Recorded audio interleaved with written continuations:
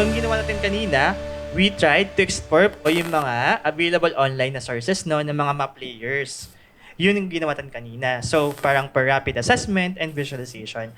However, we can also do cloud-based analysis ng land cover changes. Okay? So, yun yung actual part ng activity natin. Okay, cloud-based change analysis, land cover change analysis.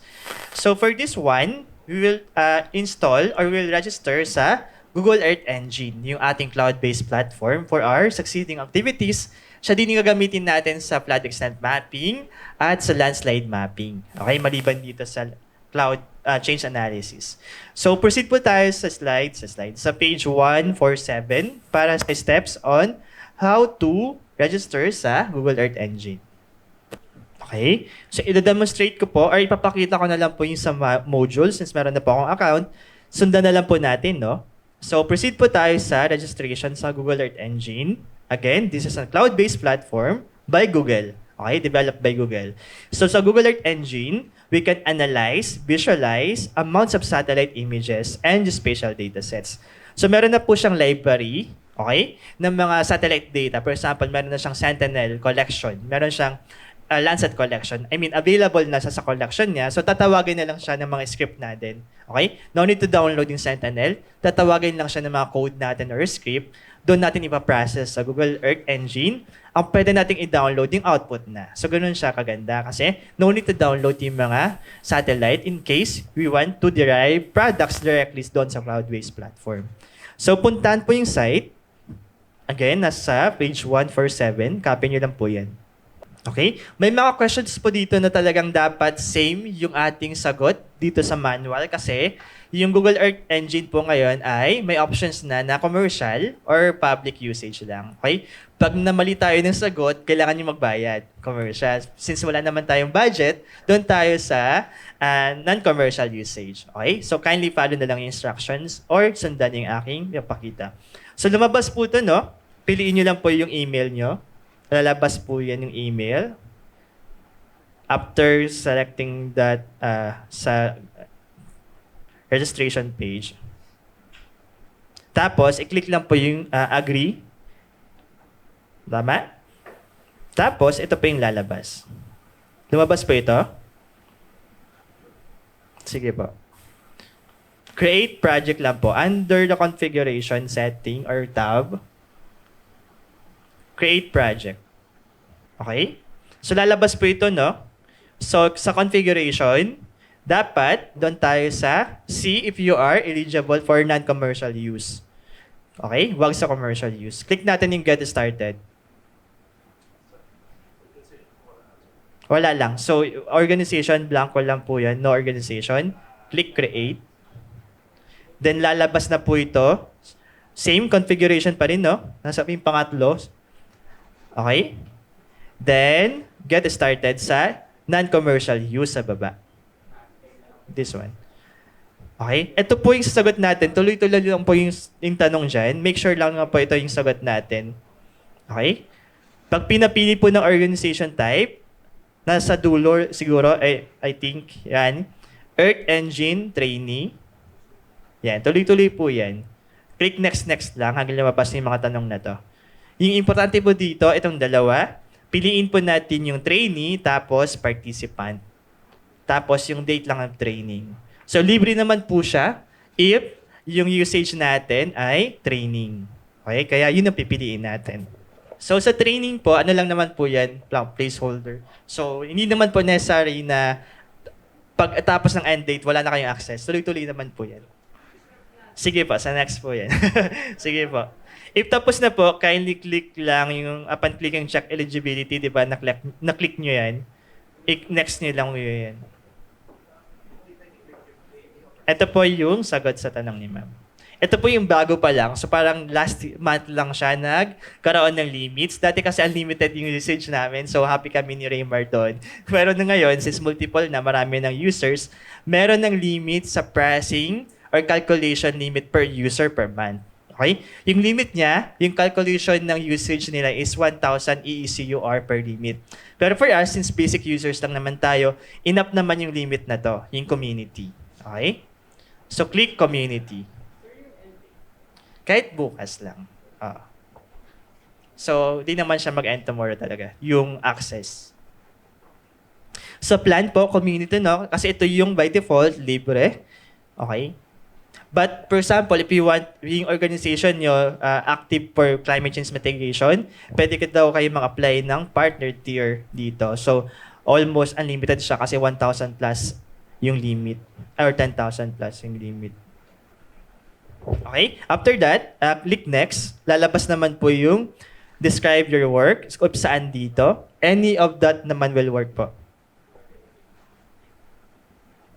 Tapos, will you use Earth Engine or any for the following? Pili lang po ng closest na answer to your function or road. Apo, click next po yung tapos na dito. Tapos, make sure lang na pag lumabas po to, enable lang yung API. Pag lumabas po ito, enable lang po yung API. If ever lumabas na po ito, your project is now registered. Okay? For non-commercial, continue mo lang po yan in case lumabas yan. Okay? So para po mabuksan na yung actual link ng code, tapos na po tayo sign up, no? Nakapag-login na tayo or register. Sa item 7 po, sa page 151, nandito yung actual link sa code editor niya. Okay? Yung code.earthengine.google.com, puntahan po natin yan. Oops.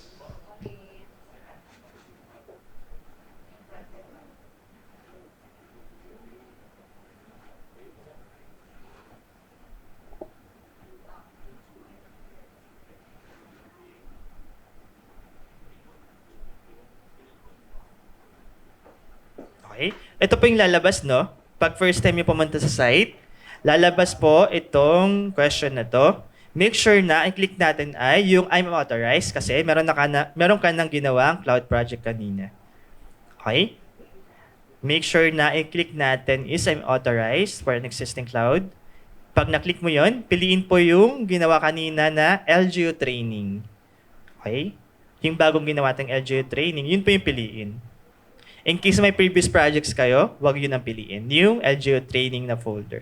Again, pag pumunta tayo sa code editor na site, sa item 7, lalabas na pag first time, user, click yung I'm authorized. Pag na-click yun, piliin yung LGU training. So lalabas to. Try nyo lang, next nyo lang yung, yung ating prompt na lalabas. Ayan po. So, para po, before we start with the actual exercise, gawa po tayo ng repository, no, kung saan tayo magsasave. Okay? Pero, sige, discuss muna natin yung parts, no? So, meron tayo ditong code editor. Ito yung ating major panel para sa mga script natin. We have here the left panel. Nandito yung script. Whatever na-save natin na script, malilista dito mamaya pag may repository na tayo. Documentations, meron dyan mga sample script. Sa assets, nandito yung mga pwedeng i-upload natin na training or mga, datasets. Pwede kayo mag-upload ng shapefile, raster, etc. Pero di natin gagawin now. Gagawin yan sa DOST Saray na exercise. Okay? Nandito tayo sa inspector. Dito pag may pag kailangan i-inspect ng mga layers, pwedeng ipakita dyan. Sa console layers, if ever may mga error tayo or may kailangan tayong i-print ng mga text or status, dito yung nalabas. Sa task, if ever gusto natin mag-download or may mga download tools or buttons, lalabas yun dito. Okay? So, ang first step natin is gawa tayo ng repository sa atin. Okay?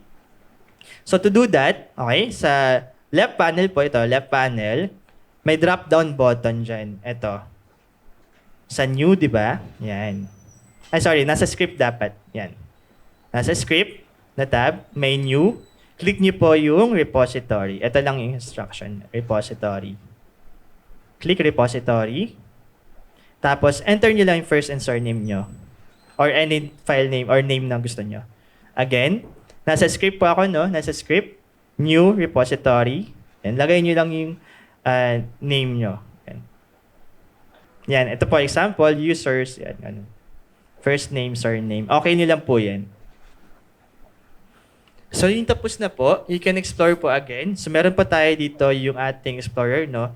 So meron po tayo ditong option na parang i-drag down yung ating code. If ever nag-edit tayo ng code, dapat mas malawak to.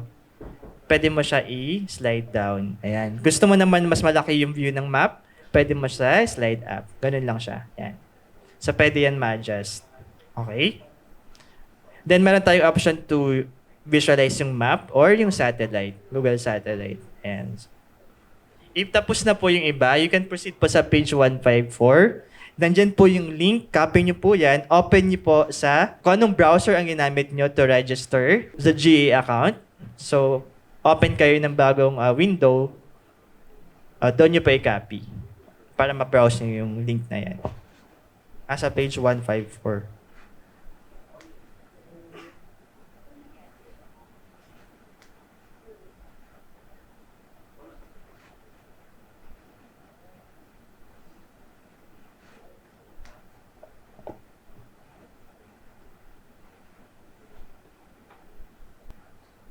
So, proceed lang po kami, no? I-assess na lang namin yung mga nahuli po since following the time. So, proceed po tayo dito. Okay? Again, copy the manual. Ulitin ko po, nasa page 154. Copy po tong link na yan. Copy nyo yung link. Then, open it in a new browser. Ito po, kinopy ko siya. Yan. Tapos, automatic, mapupunta ka sa GE na account mo plus yung script mismo na nasa code na. Okay? Or nasa link na. Okay? Lahat po nakarating na dito. So again, page 154. Sa link number 2, copy yan. Tapos i-open doon sa browser kung nasaan yung Google Earth Engine mo. Yan. Okay? So, ito po ay copy ko, okay? Hindi pa, wala pa yan sa, sa repository nyo. So, para ma-save yan sa repository, dapat may bago kang itatype dyan or may changes ka para lalabas yung save or save as, no? So, sa Copel training, gawin natin Cebu City yan. Sa line number 3. Cebu City. Para lang mabago yung magkaroon tayo ng changes applied. Cebu or Cebu City. So, lalabas na, pag may input na, ikaw as a user, there will be an option to save. So, save as lang. Save, drop down, save as. Okay.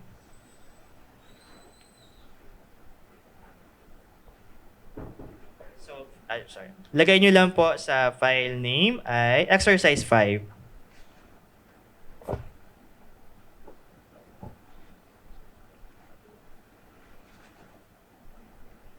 Pwede nyo lagyan ng land coverage analysis, ganyan, as para if hindi kayo mahirapan. Pero it's up to you naman. Pwedeng LC analysis, etc. Pwedeng ibang file name para maalala nyo po siya. So let's say LC analysis.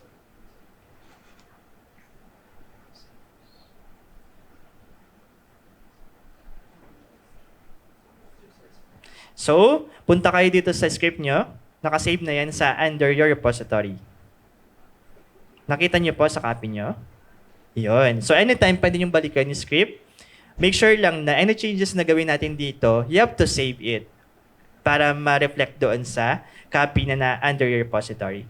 So ito po, yung exercise natin dito, gusto nating malaman kung possible din bang makapag-detect ng land cover changes using this code, using yung ESA data natin na similarly ginamit ni WordCover, ESA WordCover. Okay po? So, yung first step po natin, okay? Again, pwede tayo mag-slide pataas, slide pababa, no? Depende. Kung nasa script editing tayo, slide down. Kung nasa map viewing tayo, slide up. Pan tayo papuntang Philippines. Pwede kayong mag-pan or mag-search ng address dito sa taas. Pwede rin po yun.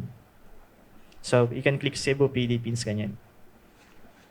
Cebu, may lalabas ng Cebu, Philippines. Pero if nasa viewer naman ng Pilipinas, you can just zoom in.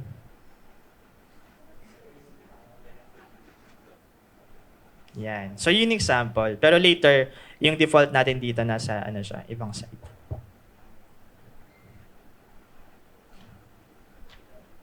Okay, so mabilisan lang po. Daanan lang po natin yung script para may idea naman tayo, no? So, hindi yung blind lang tayo na wala tayong idea kung anong nangyayari behind the script bago tayo mag-run. So dito po, tatawagin lang natin yung dataset nasa line 910. Okay? Line 910. Okay? Yung script na yan, i-load lang natin si ESA word cover. So naalala nyo yung third na Explorer kanina, yung open source. Okay? Yun yung pupuntahan natin. Itatawagin natin yung ginamit niyang data para tayo rin ang mag-visualize. Yung ESA na 2020 plus yung ESA na 2021. Again, that's on line 9 and line 10. Yan.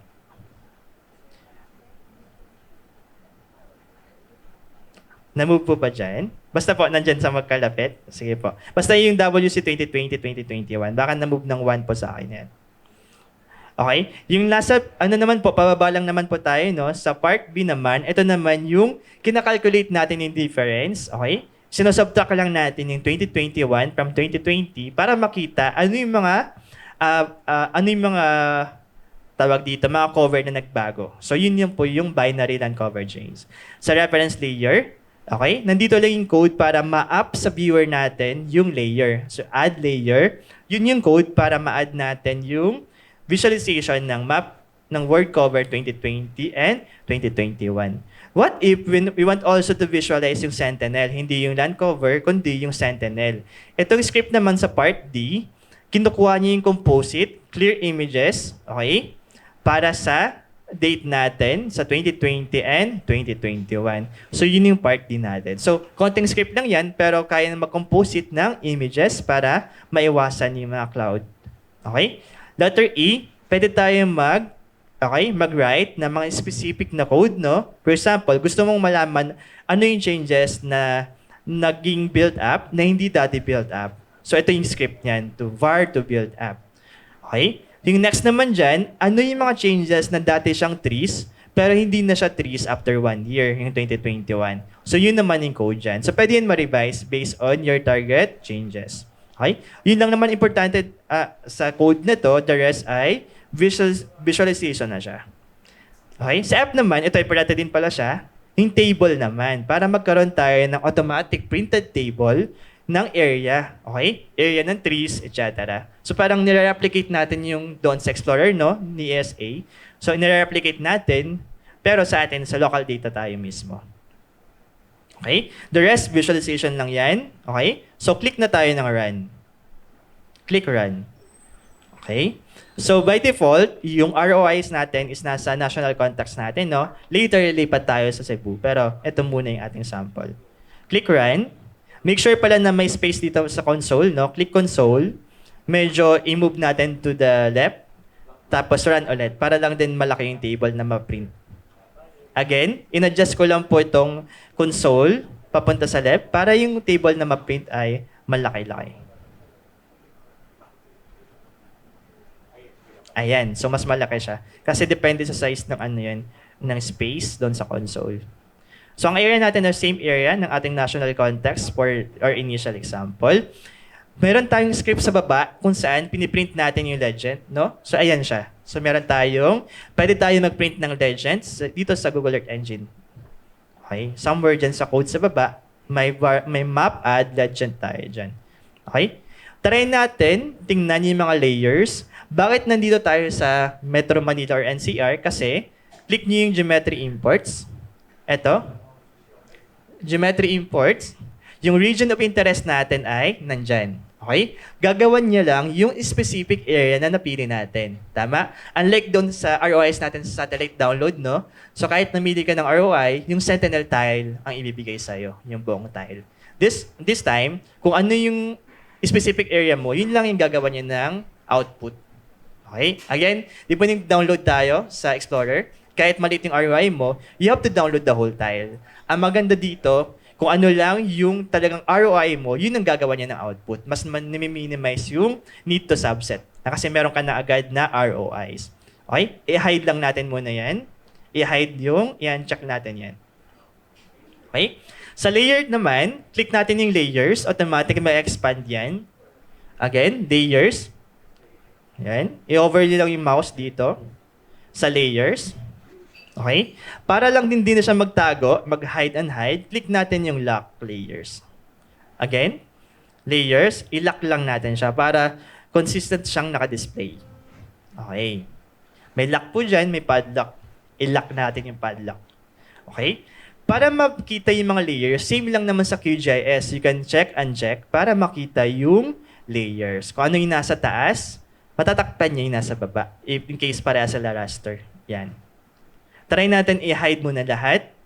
Okay? Check natin yung word cover 2020. Kung ano lang po yung naka-check, siya lang yung magiging visible doon sa map viewer natin. Okay? As expected, malaki yung built-up area sa area ng Metro Manila. Okay? Try naman natin yung 2021 para makita yung difference. So, konti lang yung difference, no? Kasi 1 year lang naman yung pagitan nila. But still, meron siyang na-observe na difference. Okay? Word cover 2021 versus 2020. So, check and check lang to check the differences. So, click nyo din yung Sentinel 2020. Ayan, di ba ang ganda? Kasi composite na yan. Halos walang clouds. Or walang clouds. Meron namang konting-konting mga haze, pero clear siya, better doon sa mga single image lang, no? Kasi composite na yan. 2020, 2021. Okay? Ngayon, tingnan natin ano yung mga potential na nakitang change to build up layer. Okay? Again, try naman natin na i-view yung word cover, for example, 2021, tapos i-satellite data natin yan. Click yung satellite data. So, pwede ka rin mag-confirm or validate. Pero take note, 2021 yan. Tapos yung satellite natin, pwede siyang 2025. So, better pa rin to compare it with our Sentinel na for the same period mismo. So, pinapakita lang dito na we can also visualize yung layer, background layer as map or satellite. So, try nyo po yan. Okay? Ngayon, meron tayong special changes na ginawa sa code, no? Makikita natin dito yung change to build up, yung may code tayo somewhere doon sa taas. Specifically lang, gusto nating makita sa code na yon yung mga layers na hindi siya built up ng 2020, pero naging built up siya nung 2021. Okay? So, hanapin natin yung, eto, sa may emus po, eto. Zoom in tayo dito sa may kawit area. Home time ako talaga. So, witness ka dito sa past potential changes. Yan. Dito tayo sa may Bacoor Bay. Tapos eto, no? Ayan. So, click na lang po natin yung change to build up, no? Okay? So, within 1 year, nakita natin na itong particular site ni Pogo, talagang na-convert siya from non-built up to build up. No? So, yung code natin, specifically, yun yung ginagawa. Again, you can edit the code if gusto niyong gawin sa ibang observation. So, pinapakita lang dito, unlike doon sa global, di ba, na ma-explore natin, talagang yun lang yun. With this Google Earth Engine, we can revise the code para talagang ma-highlight yung product na gusto nating makita. Example, yung change and build up na pinapakita on the screen na tayo yung gumawa ng code. Okay? To confirm, try nyo i-open yung Sentinel data. Okay? Makita nyo dyan yung i-check nyo yung 2020-2021. So, makakonfirm nyo na yung using satellite data alone, may changes talaga siya, no? From bare soil. So, during this 2020, mukhang natanggal na yung vegetation, pero bare soil pa rin siya. So, hindi siya built up. Pero 2021, pwedeng naging impervious surface na talaga yung layers at may mga structures nang nabuo. So, useful sa LGU, no? For monitoring and also for detecting din mga ganitong changes. Okay? So, yun yung ating first. Meron din tayo dito na from trees to other. Anong mga areas ang trees ng 2020 ang hindi na trees nung 2021. So, para mahanap natin yung site, kasi may example site tayo to demonstrate, i-show natin yung word cover 2020. I-show lang natin yung word cover 2020. I-zoom out natin hanggang makita natin yung extent. Zoom out hanggang makita yung full extent. Ayan. So, pwedeng i-map din para di malito. I-map lang muna. Okay? Naka-zoom out po, no? Ang target natin i-zoom in, itong corner nito, yung upper right corner, zoom in tayo dyan. Yun yung guide na location of observation natin. Upper right corner, zoom in tayo dyan sa pinaka-corner na yan. Ayan, hanggang makita natin yan, yung mga yellow-green or yellow and green. Okay, ganyan po, no? Okay. Again, siya yung pinuntahan ko lang yung pinakadulo ng upper right na corner. Nag-zoom in tayo dyan. Ayan. At least kita nyo pa itong mga yellow yan. Tapos, click natin yung from trees to other. Okay? From trees to other. Ayan. So, potentially daw, based on our code, yung mga green na yan, dati siyang trees, pero hindi na siya trees noong 2021. Trees siya noong 2020. Again, ang tinawag natin na data no ay word cover 2020 and word cover 2021. Kaya yun yung ating dinidiscuss, yung difference within that one here. Okay? So, meron tayo dito. So, para i-confirm, okay, try natin i-open yung Sentinel 2020. Okay? Sentinel 2 Median 2020. I-load natin yan. Wait natin ma-load. Okay? Okay? Tapos, open naman natin ngayon yung 2021. Ayan. Tapos, try natin. Check and check. Makita mo yung potential na talagang nawalan ng tree cover. Nakita niyo po? Meron? Meron. Ayan po, sa screen. Yan, madami-dami po, no? So, yan yung potentially trees siya noong 2020. Hindi na siya trees noong 2021. Okay? May iba dyan na pwedeng tree, tapos naging non-tree vegetation like grass. Pwede naman yun. So, yun kasi yung code natin, talagang in general, tree siya, pero hindi na siya tree. Okay? Ito ay, sitio sa may Central Luzon, dito. So, hindi natin alam kung ano yung trigger. So, pwedeng ma-confirm natin yun sa ibang sources or resources. Okay. So, yun. Again, using Google Earth Engine, we can track changes like that for monitoring and also for actions. Ano pwedeng actions if ever kaya pa itong matamnan or ano talaga yung naging reason for that one. So, that's from trees to other. So, click nyo po yung from trees to other. Makita nyo na tama naman po, no? More or less, na-detect naman yung talagang nakita natin visually. Okay? Doon sa ating Sentinel images. Okay, tapos na po tayo dyan. Proceed po tayo sa na-print ng table. Okay, ang maganda po dito, doon sa table natin, okay, ito po yung statistics sa loob ng ating ROI. Okay? So, yung buong na-select natin na ROI, yan, okay? Yung statistics is para dyan. Lahat ng cover dyan is kinalculate niya automatically. For example, sa trees, ito yung kanyang hectares, 104,000 hectares. Tapos, nagbabawasan siya ng 4,000 hectares. So, pwede tayo mag-add ng code, for example, automatic, pag bawas siya, pag negative, pwedeng itlagay natin decrease. So, automatic, pwedeng makita yung trend. So, flexible yung code natin. Okay? So, for example, yung sa mangroves na bawasan din, build up, dumami. Ayun. No? Tama, no? Okay? So, yun yung ating national context. Pero of course, punta tayo sa Cebu. Okay? So, paano natin gagawin? Kailangan baguhin natin yung ating ROIs or region of interest. Okay? So, pwede natin itong ilipat, pero hindi yun yung official or tamang way. Delete natin siya. Okay? Click nyo lang yan. Click nyo po yung red. Make sure naka-view po yung geometry yan. Naka-show. Yan. Click nyo po yung sa loob. And click delete. Ayan.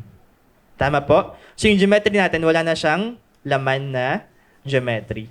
Then, navigate tayo papuntang Cebu. Again, na-delete na dapat. Saka tayo papuntang Cebu. Mabilis lang yung biyahe. Ayan, nasa Cebu na tayo. So, depende sa municipality of interest, not necessarily Cebu City. Pero actually, pwede rin malaki. Okay? Kasi kaya naman yun with our satellite data. Now, we should draw rectangle. May two options. Either gusto nyo specific yung shape. Pwede kayo mag-shape niyan. For example, ipapattern nyo sa shape ni Cebu. Pero for this exercise, pwede namang rectangle muna para mabilis. Rectangle. And draw na kayo ng rectangle. Same lang sa pag-download dati ng data, no? Yung one side and the opposite side. Ganun lang. Wala tayong babaguhin kasi yung code natin ay default naman na gagamitin sa 2020-2021. Click run. Ayan. So automatic, magkakaroon din tayo ng dapat table. Ayan. generating pa siya. Ayan. So, sa ROIs natin, nagawa ng statistics, yung trees, lahat ng cover my area. Okay? I-hide natin yung geometry para ma-appreciate niyo yung view. Ayan. So kahit composite ng 2020, 2021, talagang malabo. So I'm not sure, pero baka may ginamit silang ibang data to fill the gaps. Pero ito yung ating word cover, 2020 and 2021. Ayan. So mukha namang may ginagamit silang fillers doon sa mga cloudy area. Okay, so try nyo po maglipat-lipat ng side nyo. If malapit lang naman yung site, pwedeng i-drag nyo yan pababa. For example, pwedeng i-increase yung size, then run ulit. Okay po? Okay, kada palit, i-run siya. Okay, you can expand that if you want, tapos run ulit. So, ma-update din yung table, ma-update din yung layer.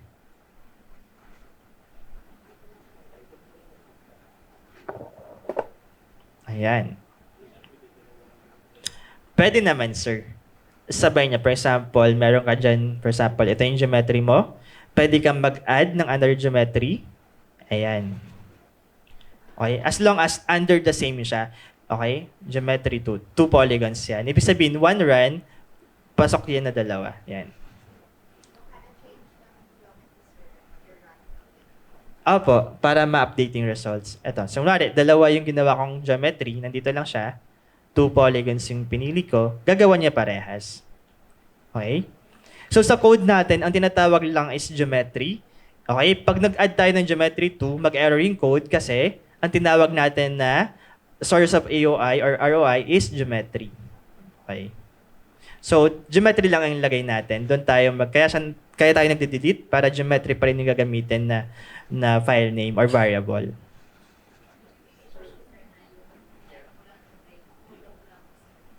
Wala po tayo, pero additional code yun. Pero pwede naman siya gawan. Pero for this exercise, ano lang muna, drawing muna. Okay? Again, pwede tayo mag-draw ng shape. For example, shape, gusto nyo naka-shape siya doon sa Cebu like that. So, pwede nyo gawin yan. Tapos, i-close nyo lang yan. So, parang nasa Copil mirror site, ganun yung pag-draw. Then, click run. Automatic, yung nasa loob ng shape mo, yun lang yung gagawan. Yan. So if gusto mo yung stat mas accurate doon sa, for example, water, you can do that.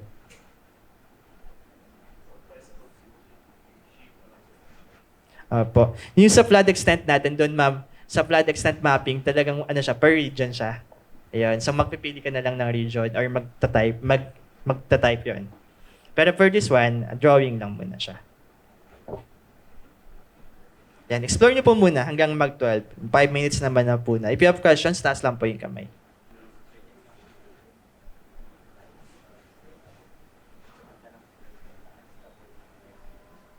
Okay? What if you want to download the data? Punta kayo sa task. If you want to download the data, may nilagay kaming script para magkaroon tayo ng export function. Okay?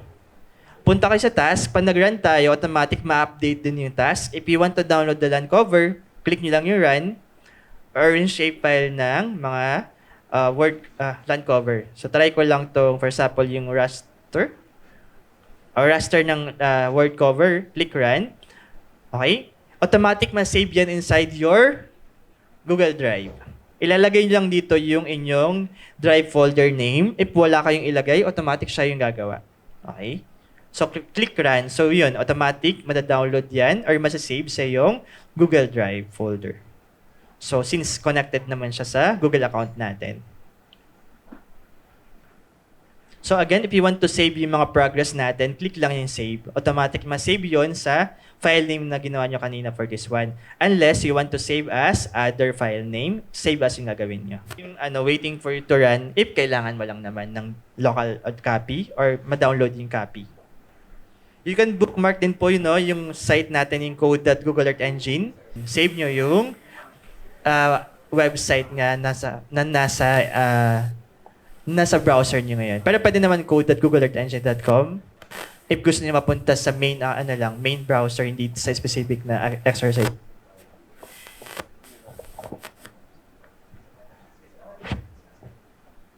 Sige po. If ever po read siya, ibig sabihin, sobrang bigat po. So, sa Google Earth Engine po kasi, may minimum size lang or file size na pwede ma-export. So pili lang po tayo ng smaller site. Okay, hindi niya po kaya talaga usually pag malaking ng site. So, liliitan natin yung site, sir. Pwede kayong mag-delete ng ano muna, delete nyo yung geometry, select ng smaller site.